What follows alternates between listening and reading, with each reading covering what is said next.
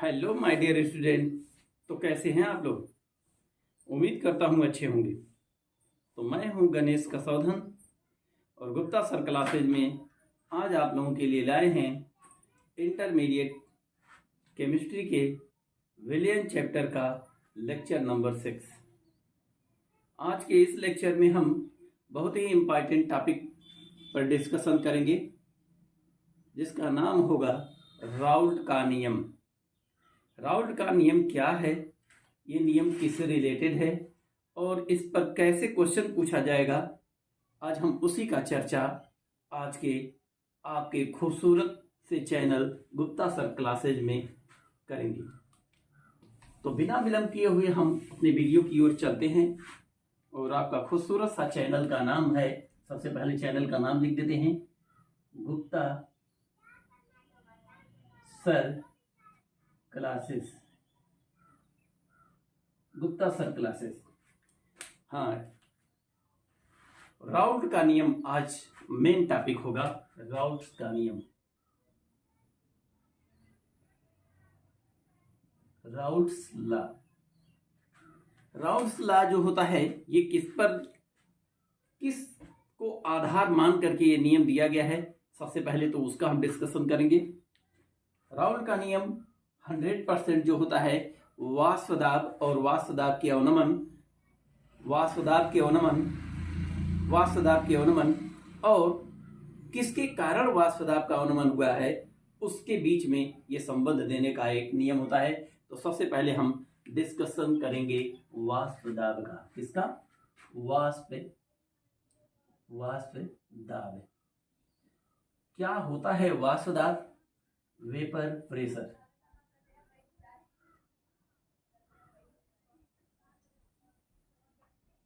क्या होता है वेपर प्रेशर? वाष्प दाब।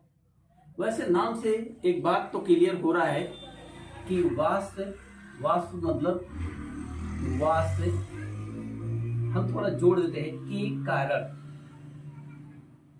के कारण आरोपित क्या दाब। ये वाष्प दाब जो होता है वाष्प के कारण आरोपित दाब होता है, लेकिन कंडीशन होता है किस कंडीशन में ये वाष्प के कारण जो दाब लगेगा उसको वाष्प दाब कहेंगे। तो हम लोग उसी कंडीशन पर आज चर्चा करते हैं। सबसे पहले तो एक हम कंटेनर बनाते हैं। This is a container in which a pure liquid water are filled. ये एक बर्तन है जिसमें हम शुद्ध जल को भर दिए हैं। हम लोग अणुगतिज सिद्धांत में एक बात पढ़े हैं।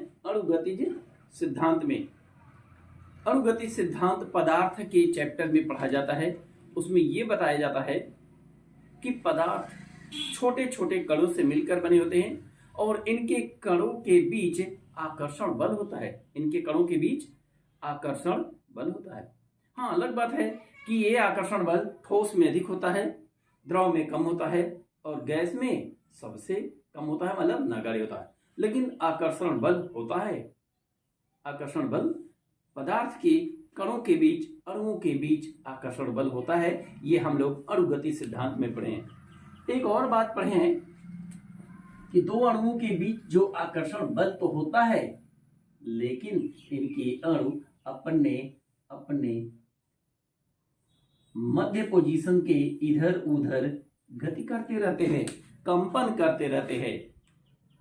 अणुओं के बीच जो अंतरा अणु का स्थान होता है, उस अंतरा अणु का स्थान में हर अणु कंपन करता रहता है, मतलब मीन पोजीशन के इधर उधर की गति करता रहता है। ये दो बात लेकर के हम आज वाष्प दाब और वाष्प दाब का अवनमन हम देखेंगे। तो देखिए, ये जल है। हम सपोज करते हैं कि जल का एक अणु अंदर लेते हैं और सारे अणु इधर बाहर हम ले रहे हैं। तो बहुत सारे अणु, कल्पना हम करते हैं इनके बल की।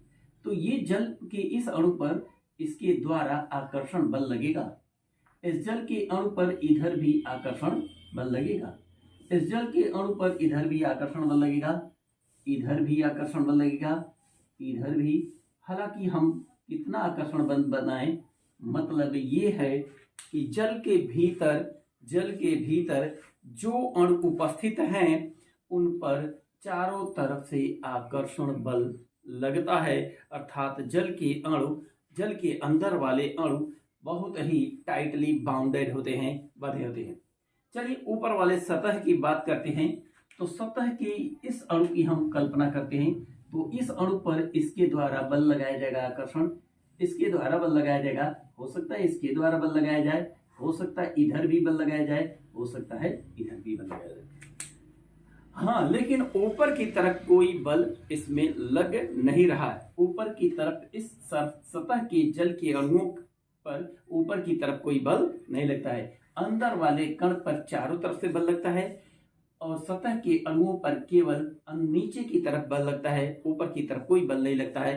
अर्थात अंदर के अणु बहुत ही टाइटली बाउंडेड होते हैं, मजबूती से पकड़ाए रहते हैं, और सतह के अणु उतनी टाइटली बाउंडेड नहीं होते हैं। तो होता क्या है, ये तो बाउंडेशन की प्रॉपर्टी हुई। दूसरी बात मैंने बताया कि जल के अणु या कोई भी पदार्थ के अणु अपने माध्य पोजीशन में इधर उधर गति करते रहते हैं, कंपन करते रहते हैं। अर्थात ये भी कंपन करेगा तो ये भी कंपन करेगा। ये कम बंधा हुआ है, ऊपर की तरफ अधिक ऊंचाई तक ये कंपन कर सकता है, ये कंपन करता है। और जल के अणु बहुत ही हल्के वेट के होते हैं। एक अणु की कल्पना करें तो उनका वेट इतना लाइट होता है कि हवा आता है, हवा का झोंका आता है और इस जल के अणु को क्या कर लेता है, उड़ा ले जाता है। इस जल के अणु को उड़ा ले जाता है, मतलब सतह के जल के अणु हवा के द्वारा उड़ाए जाते हैं और हटते जाते हैं। नीचे वाला जल सतह पर पहुंचता है, फिर यही क्रिया होती है।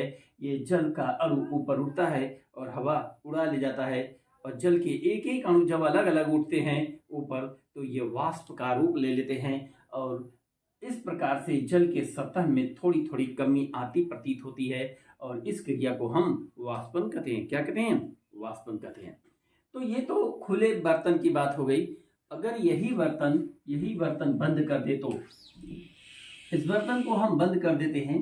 हालांकि जल का अणु अभी हवा तो नहीं आ रहा है, तो हवा नहीं आ रहा है इसका मतलब है कि वाष्पन नहीं हो रहा है। वाष्पन हो रहा है, अलग बात है कि हवा रहता तो उड़ा करके बाहर लेते जाता। अभी जो वाष्प बन रहा है ये उड़ करके बाहर नहीं जा पा रहा है, तो यहाँ पर क्या होते हैं, ये जमते जाते हैं और ये फिर से पानी की बूंद का रूप ले लेते हैं, पानी की बूंदों का रूप ले लेते हैं। तो नीचे से जल वाष्प के रूप में ऊपर उठ रहा है, तो बर्तन के ऊपर वाले तल पर यही वाष्प द्रव का रूप ले लेता है। अर्थात नीचे वाष्पन तो ऊपर संघनन। ये वाष्पन और संघनन दोनों क्रियाएं होने लगती हैं, और एक समय आता है कि जब जल के अणु ऊपर से नीचे की तरफ गिरने लगते हैं, आने लगते हैं। इधर वेपर के अणु ऊपर जा रहे हैं, वेपर के अणु ऊपर जा रहे हैं, उधर जल के अणु नीचे आ रहे हैं। एक समय आता है कि जब वाष्पन तेजी से होता है और संघनन मतलब जल के अणु का आना धीरे धीरे होता है, लेकिन कुछ समय बाद धीरे धीरे ये भी बढ़ने लगता है। ये द्रव के अणु भी तेजी से आने लगते हैं। वाष्प जितनी तेजी से जाता है उतनी तेजी से द्रव के अणु भी नीचे आने लगते हैं। ऐसी अवस्था में हम कहते हैं वाष्पन और संघनन दोनों की क्रियाएं बराबर हो चुकी हैं, और इस अवस्था को हम कहते हैं साम्यावस्था। क्या हो गया, साम्य की अवस्था, साम्य अवस्था। साम्य अवस्था एक ऐसी अवस्था होती है, साम्य अवस्था एक ऐसी अवस्था होती है जब वाष्पन और संघनन दोनों क्रियाएं एक समान दर से होने लगती हैं। इधर वाष्पन तो इधर संघनन एक समान दर से होने लगती है। इधर वाष्प बन करके उड़ रहा है तो उधर द्रव बन के नीचे आ रहा है। ऐसे स्थिति में साम्य अवस्था जब आ जाती है तो मान लेते हैं द्रव का लेवल यहाँ तक आ गया, तो समझ लें कि इस द्रव के लेवल में, द्रव के तल में कोई परिवर्तन दिखने को नहीं मिलता है। ऐसा इसलिए कि जितना वाष्प बनेगा उठेगा उतना द्रव नीचे आ जाएगा, और ऐसी अवस्था को हम कहते हैं साम्य अवस्था। अब साम्य की अवस्था में इसके अंदर जो वाष्प उपस्थित है, साम्य की अवस्था हो गया, इसका मतलब ये नहीं कि इसमें वाष्प ही नहीं है, इसमें वाष्प है। ये जो वाष्प उपस्थित है साम्य की अवस्था में, वह वाष्प भी द्रव के तल पर कुछ दाब आरोपित करता है, ये दाब जो होता है इसी को कहते हैं वाष्प दाब। इसी को कहते हैं वाष्प दाब। मतलब साम्य की अवस्था में कब, किसके साम्य की अवस्था में? वाष्पन और संघनन की साम्य की अवस्था में बर्तन के भीतर उपस्थित जल की सतह पर जो दाब आरोपित करता है उसी को क्या कहते हैं? वाष्प दाब कहते हैं। उसी को वाष्प दाब कहते हैं। तो वाष्प दाब की परिभाषा क्या होती है? वाष्प दाब की परिभाषा हम लिख देते हैं। बंद बर्तन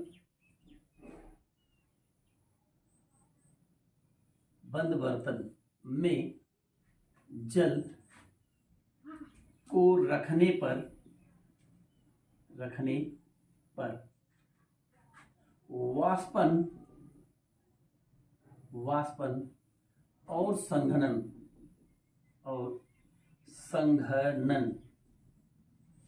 दोनों क्रियाएं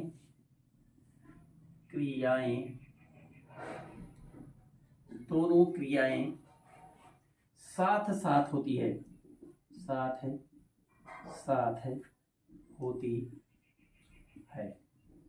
दोनों क्रियाएं साथ साथ होती है। एक ऐसी स्थिति आती है,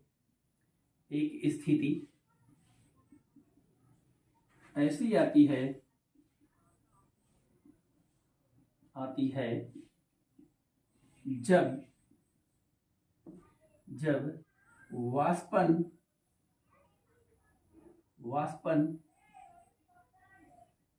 और संघनन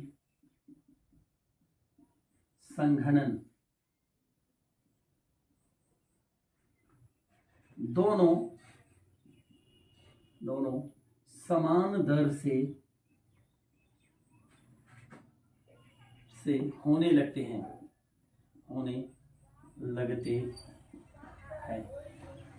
ऐसी अवस्था को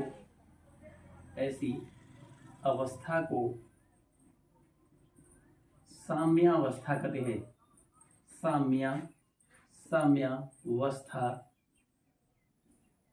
कहते हैं। साम्यावस्था कहते हैं। अब यहाँ इन्वर्टेड कॉमा में हम लिख दे रहे हैं, साम्य की अवस्था में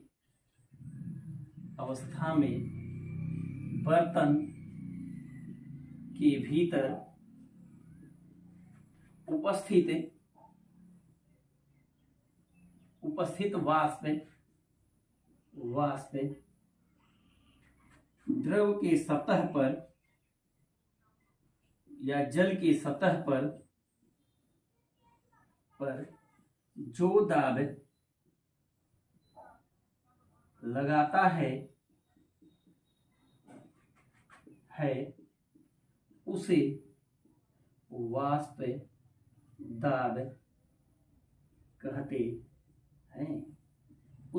दाब कहते हैं। ये रहा वाष्प दाब का कंप्लीट डेफिनेशन। बंद बर्तन में जल को रखने पर वाष्पन और संघनन दोनों क्रियाएं साथ साथ होती हैं। एक स्थिति ऐसी आती है जब वाष्पन और संघनन दोनों समान दर से होने लगते हैं। ऐसी इस अवस्था को साम्य अवस्था कहते हैं। साम्य की अवस्था में बर्तन के भीतर उपस्थित वाष्प द्रव की सतह पर जो दाब लगाते हैं उसी दाब को वाष्प दाब कहते हैं। This is the definition of vapour pressure. ये वाष्प दाब का परिभाषा है।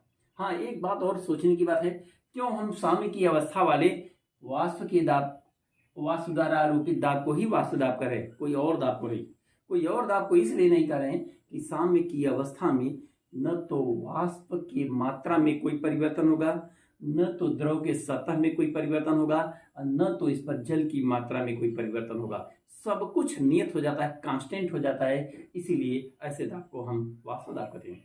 दूसरे कंडीशन पर, साम्य अवस्था के अलग कोई अन्य कंडीशन पर देखते हैं तो वेपर घटता बढ़ता रहता है। कभी ऐसा होता है कि वाष्प अधिक रहे तो वाष्प दाब अधिक, कभी ऐसा हो जाए कि वाष्प कम रहे तो वाष्प दाब कम। तो हम किसको वाष्प दाब मानेंगे, कम को कि अधिक को? ऐसी स्थिति में हम साम्य की अवस्था का इंतजार करते हैं और साम्य की अवस्था को ही वाष्प के दाब को हम वाष्प दाब कहते हैं। This is the definition for vapour pressure. In a closed container, if we take a water, then evaporation and condensation both process occur simultaneously at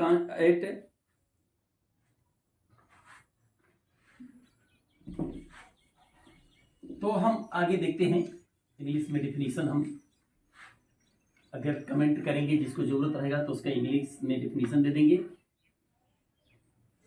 नहीं तो छोड़ देंगे।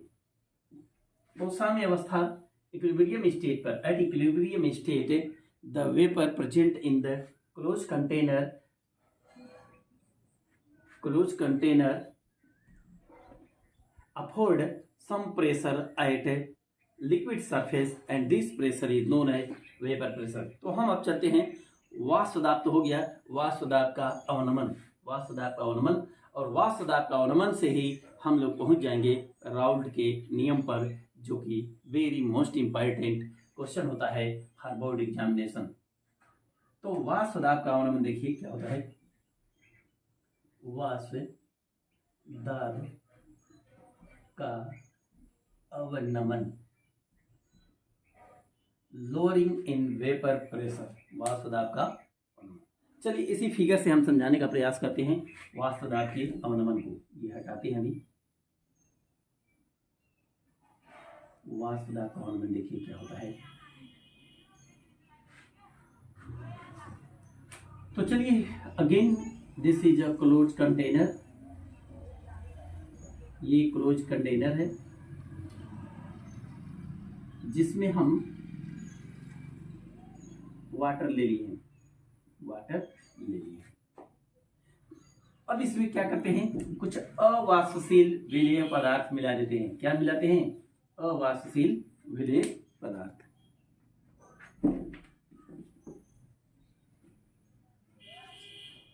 अवाष्पशील विलेय पदार्थ इसमें मिलाते हैं। कैसा पदार्थ? अवाष्पशील विलेय पदार्थ। तो कौन होता है अवाष्पशील विलेय पदार्थ? इस चैप्टर में अवाष्पशील विलेय पदार्थ, सारे ठोस विलेय पदार्थ को अवाष्पशील विलेय पदार्थ मान लेंगे। सारे ठोस विलेय पदार्थ को हम अवाष्पशील पदार्थ मान लेते हैं, जैसे ग्लूकोज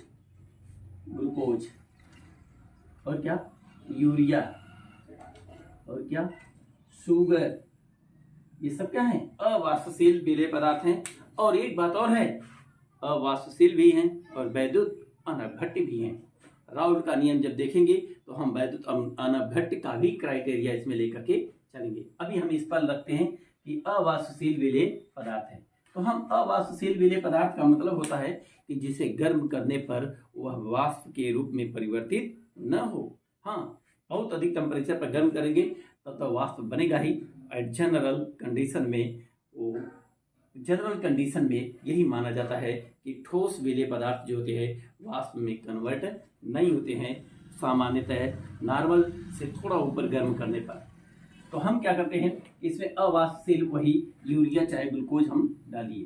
तो अभी जो है केवल जल के अणु हैं, ये जल के अणु हैं। ये क्या हैं? ये जल के अणु हैं। और जब अवाष्पशील विलेय पदार्थ मिला दिए तो इसमें उनके भी कण आ गए। देखिए ये उनके कण हैं, इसके अवाष्पशील विलेय पदार्थ के। ये थोड़ा बड़ा बना दिए, हालो सर्कल बना दिए अवाष्पशील विलेय पदार्थ के। अब होता क्या है, पहले था तो ये भी वाष्पित होता था, ये भी वाष्पित होता था और ये भी वाष्पित हो जाता था। अब क्या होगा, ये वाष्पित नहीं होगा, ये वाष्पित होगा, ये वाष्पित नहीं होगा, ये वाष्पित होगा, ये वाष्पित नहीं होगा। इस प्रकार से कंडीशन ये आया कि जब हम कोई अवाष्पशील विलेय पदार्थ मिला देते हैं तो वाष्प बनने का अमाउंट जो होता है घट जाता है। इसमें पहले जितना वाष्प बन रहा था उतना वाष्प अब नहीं बनेगा। हालांकि संघनन भी उतना नहीं होगा, लेकिन उससे मतलब नहीं है, वाष्प से मतलब है। एक समय फिर भी आ जाता है कि साम्यावस्था आ जाती है। साम्य की अवस्था में उस समय अधिक वाष्प था, इस समय साम्य की अवस्था में कम वाष्प है। ऐसा इसलिए क्योंकि कुछ ऐसे अणु सतह पर आ गए हैं जो वाष्प में कन्वर्ट नहीं हो रहे हैं, न तो अपने कन्वर्ट हो रहे हैं और न तो दूसरे को वाष्प में परिवर्तित होने दे रहे हैं। ऐसा इसलिए कि ये अब उनका जगह ले लिए हैं, उनका जगह भी ले लिए हैं। जो वाष्पित होना चाहता था उसको नीचे कर दिए, अपने ऊपर हो गए हैं। ऐसे कंडीशन में वाष्प क्या हो जाएगा, कम बनेगा। और इस वाष्प के कम बनेगा तो वाष्प दाब भी कम बनेगा। क्या आएगा, वाष्प दाब में कमी आएगी। और इसी वाष्प दाब की कमी को हम कहते हैं वाष्प दाब का अवनमन। वाष्प दाब का अवनमन। हाँ, ये भी देखते हैं किस अवस्था पे, साम्यावस्था पे, साम्यावस्था में ही। तो हम इसकी परिभाषा कैसे लिखते हैं। अच्छा, ये वाष्प दाब में कमी कितना होगा, कैसे पता चलेगा। मान लेते हैं कि जब ये शुद्ध था, जब ये केवल जल था, ये बर्तन हम बना लिए तो केवल जल था, तो केवल जल के अणु थे ऊपर, और ये वाष्प दाब क्या था, तब मान लेते हैं कि इसका वाष्प दाब पी नॉट है। P not, P for pressure, not मतलब कोई और नहीं केवल जल, नॉट मतलब कोई और नहीं केवल जल। तो इसका वाष्प दाब हम मान लिए पी नॉट। अब जब अवाष्पशील विलेय पदार्थ मिला लिए तो इसका वाष्प दाब हम मान लेते हैं, इसका वाष्प दाब हम पीएस मान लेते हैं। क्या मान लेते हैं, पीएस। पीएस क्यों, एस पी फॉर प्रेशर और एस फॉर सॉल्यूशन। अब ये विलयन बन चुका है इसलिए हम पीएस लिख दिए। हाँ, एक बात जरूर क्लियर है कि P not is greater than PS, P not is greater than PS. क्यों, क्योंकि इसमें वाष्प का अमाउंट ज्यादा मिलेगा, इसमें वाष्प कम मिलेगा। ये पी नॉट अधिक होगा, पीएस कम होगा। मान लेते हैं कि पी नॉट मिल गया था 100 mm Hg, 100 mm Hg, और ये मिल गया 80 mm Hg। तो देखिए ये अधिक और ये कम, लेकिन ये कैसे पता चलेगा कि कितना कम हुआ, कितना कम हुआ। तो इसको जानने के लिए हम क्या करते हैं, 100 माइनस 80 करेंगे तो 20 mmHg की कमी आई। अब 100 और ये 80 हमेशा तो मिलेगा नहीं, तो हम लोग क्या करते हैं, कितनी कमी आई उसको हम ऐसे लिखते हैं, delta P equal to P not minus PS. ये है वाष्प दाब का अनुमान। ये डेल्टा पी क्या है, वाष्प दाब का अनुमान, या पी नॉट माइनस पीएस क्या है, वाष्प दाब का अवनमन है। ये वाष्प दाब का अवनमन है। तो वाष्प दाब का अवनमन हम परिभाषित कैसे करेंगे, देखते हैं। जब किसी शुद्ध विलायक में कोई अवाष्पशील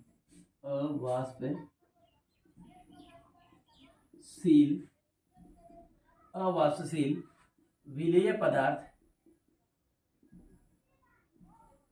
पदार्थ अवाष्पशील, हम एक चीज और जोड़ दे रहे हैं, वैद्युत अनपघट्य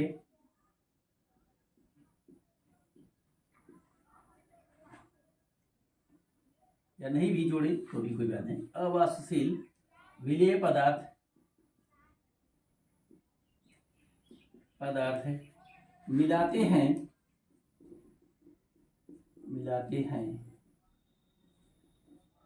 तो विलयन का वाष्प दाब शुद्ध विलायक के वाष्प दाब से कम हो जाता है,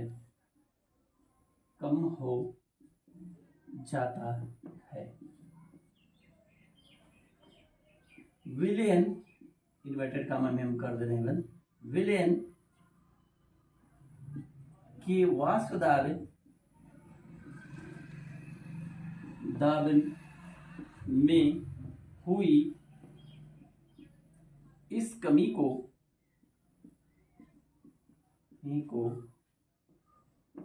वाष्प दाब का अवनमन कहते हैं, वाष्प दाब का अवनमन कहते हैं।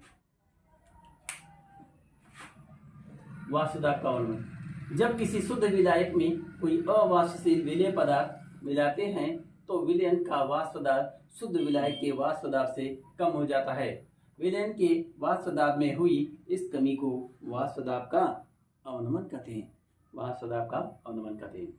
यदि यहाँ पर जोड़ दे रहे हैं, यदि शुद्ध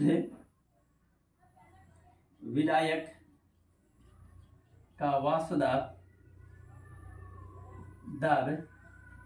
P0 हो तथा विलयन का वाष्प दाब PS हो तो वाष्प दाब का अवनमन P0 - PS होगा, जिसे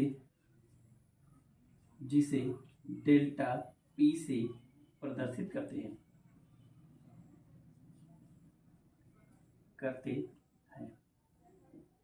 डेल्टा टी से प्रदर्शित करते हैं। पता है डेल्टा टी बराबर P0 - PS, यही क्या हो जाएगा, वाष्प दाब के अवनमन का सूत्र हो जाएगा। ये वाष्प दाब के अवनमन का सूत्र हो जाएगा। अब वाष्प दाब का अवनमन किस पर निर्भर करता है, ये थोड़ा बातें हम देख लें। इसको हम इरेज करते हैं, उसके बाद तब हम देखते हैं वाष्प दाब के अवनमन किस पर निर्भर करता है। इसे वीडियो पॉज करके और इसे नोट किया करें, क्योंकि अपने से नोट करेंगे तो बहुत ही बेहतर रहेगा। यही माने, जितना लिखेंगे, जितना नोट्स करेंगे उतना तैयार होगा। कभी भी याद करने का या पढ़ने का या टॉपिक को तैयार करने का एक अच्छा खासा तरीका होता है कि उसे लिख करके तैयार किया जाए। याद करने के बाद उसे लिखा जाए। 1-2 बार जब लिखेंगे अपने मन से तभी समझिए कि याद हो गया, नहीं तो वैसे देख करके याद कर लेने से वो याद नहीं होगा। उसको मान लीजिए कि वो भूल जाएगा एग्जाम के समय। इसलिए अपना नोट्स बनाएं और अपने खुद याद करें, नोट्स लिख करके याद करें। तो चलिए, वाष्प दाब का अवनमन किससे रिलेटेड है, किस पर ये डिपेंड करता है।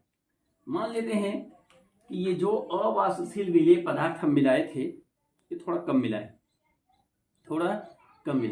तो जब कम मिलाएंगे तो वाष्प दाब थोड़ा अधिक बनेगा। अवाष्पशील विलेय पदार्थ की मात्रा जैसे जैसे बढ़ाते जाएंगे, सतह पर अवाष्पशील विलेय पदार्थ के अणुओं की संख्या बढ़ती जाएगी और जल के अणुओं की संख्या घटती जाएगी। जैसे जैसे जल के अणुओं की संख्या घटेगी और इसके अणुओं की संख्या बढ़ेगी, वेपर का बनना भी कम होता जाएगा और वाष्प दाब का अवनमन भी बढ़ता जाएगा। वाष्प बनने की दर कम, वाष्प दाब का अवनमन बढ़ गया। अर्थात अवाष्पशील विलेय पदार्थ की मात्रा पर निर्भर कर रहा है इसका वाष्प दाब। अवाष्पशील विलेय पदार्थ की मात्रा हम बढ़ा दें तो वाष्प दाब का अवनमन बढ़ जाता है, मतलब वाष्प दाब में और अधिक कमी आ जाती है। तो केमिस्ट्री में हम ये यूज न करें कि इसकी मात्रा बढ़ा दें या इसकी मात्रा कम कर दें। केमिस्ट्री में इसे ऐसे करते हैं, इसके मोलों की संख्या बढ़ा देगा। अवाष्पशील विलेय पदार्थ की मोलों की संख्या बढ़ाने पर, अवाष्पशील विलेय पदार्थ के मोलों की संख्या बढ़ाने पर, बस एक बात जान लें, जिसके मोलों की संख्या बढ़ जाएगी उसका मोल प्रभाज भी बढ़ जाएगा। मोल प्रभाज क्या होता है भाई? मोल प्रभाज होता है, मान लेते हैं अवाष्पशील विलेय पदार्थ को हम क्या मान लेते हैं, बी मान लेते हैं, बी से रिप्रेजेंट कर रहे हैं, और विलायक को हम ए से रिप्रेजेंट कर रहे हैं। अब बी के मान लेते हैं Nb मोल हैं और जल के मोल हैं Na। तो मोल प्रभाज इसका क्या हो जाएगा, जीटा बी बराबर Nb अपान Na प्लस Nb। ये मोल प्रभाज अगर न पढ़े हो, न जानते हो, तो इसके प्रीवियस वाला लेक्चर में देख लें। टाइप करेंगे गुप्ता सर क्लासेज क्लास 12 विलयन या सॉल्यूशन मोल प्रभाज, तुरंत निकल करके आएगा मोल प्रभाज, उसमें दिखाई देगा। तो देखिए जैसे जैसे इसके मोलों की संख्या बढ़ेगी, Nb की मात्रा बढ़ेगी, कि अल्टीमेटली इसका मोल प्रभाज भी बढ़ जाएगा, मोल प्रभाज बढ़ जाएगा। और जब मोल प्रभाज, जैसे जैसे हम अवाष्पशील विलेय पदार्थ के मोलों की संख्या बढ़ाएंगे, मोल प्रभाज बढ़ जाएगा। और जैसे जैसे मोल प्रभाज बढ़ेगा, वाष्प दाब का अवनमन भी बढ़ता जाएगा, मतलब वाष्प दाब में और अधिक कमी होती जाएगी। अर्थात एक बात जान लिए कि वाष्प दाब का अवनमन वाष्प दाब का अवनमन समानुपाती है क्या, विलेय पदार्थ की मोल प्रभाज विलेय पदार्थ के मोल प्रभाज के समानुपाती होता है वाष्प दाब का अवनमन। और वाष्प दाब का अवनमन क्या होता है, P, वाष्प दाब का अवनमन क्या होता है, P नॉट। अब ए मान लेते हम, P नॉट माइनस PS बराबर जीटा बी। हम ए इसे मान लेते हैं P नॉट ए या P नॉट ही मान लें, जीटा बी क्या है, विलेय पदार्थ के मोलों की मोल प्रभाव, जीटा बी यहाँ लिख देते हैं। विलेय, पूरी बात लिखें तो लिखेंगे अवाष्पशील विलेय पदार्थ का मोल प्रभाज, P नॉट क्या है, शुद्ध विलायक का मोल का वाष्प दाब, P यस क्या है, विलयन का वाष्प दाब, विलयन का वाष्प दाब।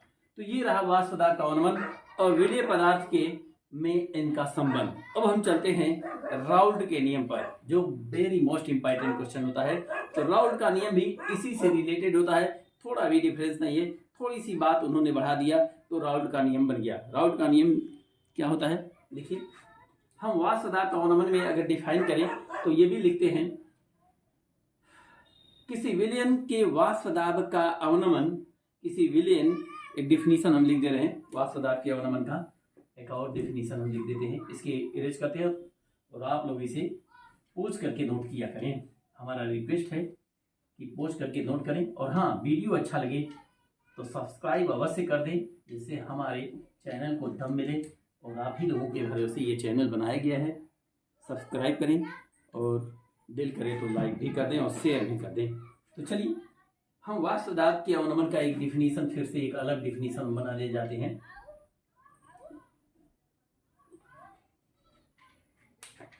वाष्प दाब के अवनमन का एक डिफिनीशन बनाने जा रहे हैं। देखिए क्या होता है, किसी विलयन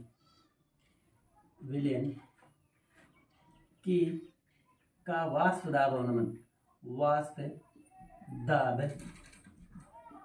अवनमन, किसी विलयन का वाष्प दाब अवनमन विलयन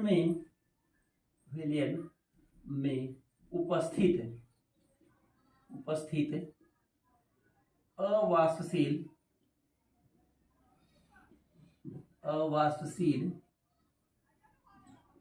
अवाष्पशील विलेय पदार्थ की मोल प्रभाज के समानुपाती होता है, समानुपाती होता है। ये बात लिख सकते हैं। ये वाष्प दाब के अवनमन का एक अलग डिफिनीशन हो जाता है। अब हम चलते हैं राउल्ट का नियम। राउल्ट का नियम देख लेते हैं क्या होता है। राउल्ट का नियम जो बहुत ही इंपॉर्टेंट हेडिंग होता है, बोर्ड परीक्षा में बैठने वाले विद्यार्थियों के लिए ये बहुत ही इंपॉर्टेंट हेडिंग है। राउल्ट का नियम,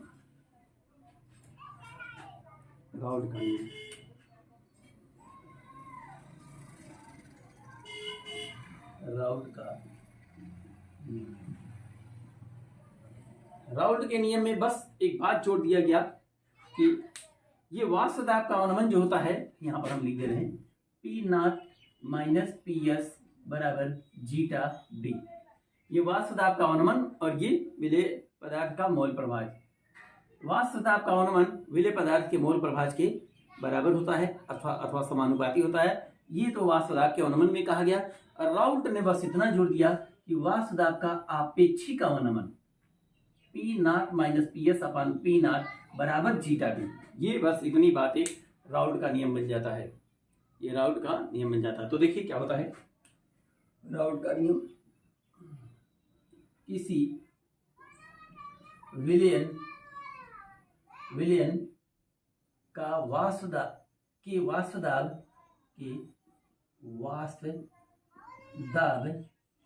का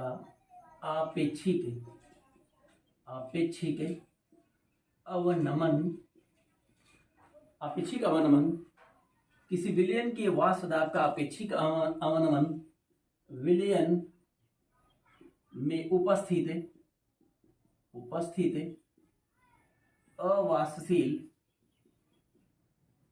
अवाष्पशील विलेय पदार्थ के मोल प्रभाज के समानुपाती होता है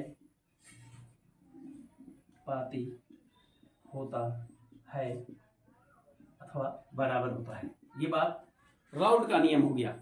इतना लिख देने से राउल्ट का नियम हो गया। और ये अपेक्षिक अवनमन का मतलब होता है शुद्ध विलायक का वाष्प दाब माइनस विलयन का वाष्प दाब बटे शुद्ध विलायक का वाष्प दाब। शुद्ध विलायक के रिस्पेक्ट में देखा जा रहा है अवनमन कितना हो रहा है, इसी को अपेक्षिक वाष्प दाब अवनमन कर लीजिए। इसका फार्मूला हो जाएगा P not minus P S upon P not. ये वाष्प दाब का अपेक्षिक अवनमन हो गया और इसका मान होता है जीटा बी के बराबर। यही है राउल्ट का नियम। अब देखते हैं जीटा बी क्या है, इसको भी देख लेते हैं। जीटा बी इक्वल टू होता है N B upon N A plus N B upon N A plus N B. इसे हम इरेज करके आगे बढ़ रहे हैं।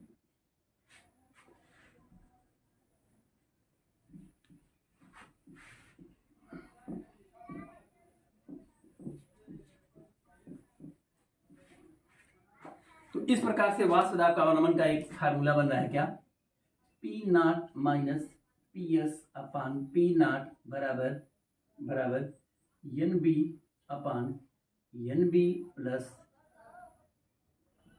N A plus N B.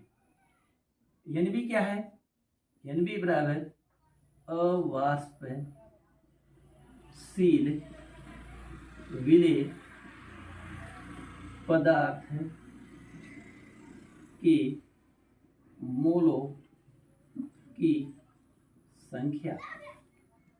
यानी क्या है, विलायक मतलब जल के मोलों की संख्या। अच्छा, एक बात और जानते हैं हम लोग कि मोलों की संख्या बराबर होता है भार बटे अणुभार। तो हो जाएगा एन बी बराबर भार क्या हो जाएगा डब्ल्यू बी और एम बी हो जाएगा इसका अणुभार एन बी बराबर। इसी प्रकार हम एन ए को देखें तो W A upon M A हो जाएगा।